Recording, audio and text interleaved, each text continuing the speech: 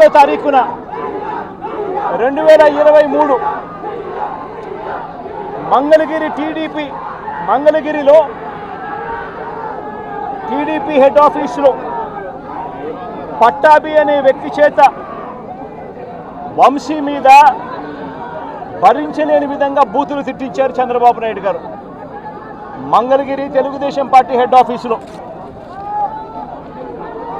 ఫిబ్రవరి 19, 2023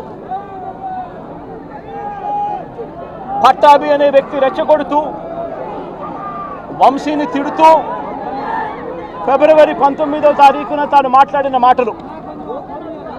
ఫిబ్రవరి 19, 23 వాడో పిల్ల సైకో, నేనే గన్నవరం వెళ్తా,